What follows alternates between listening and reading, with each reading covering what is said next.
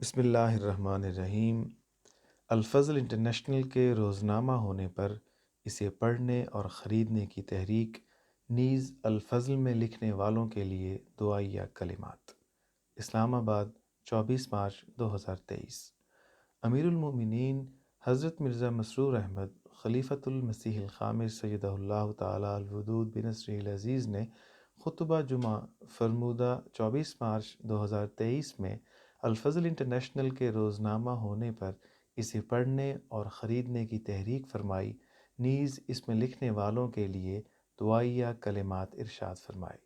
حضور انور ایدہ اللہ تعالی بنصرہ العزیز نے فرمایا، ایک یہ بھی اعلان کر دوں کہ کل 23 مارچ سے الفضل انٹرنیشنل جو ہفتے میں 2 بار شروع ہو گیا تھا، اب روزنامے کی صورت اختیار کر گیا ہے۔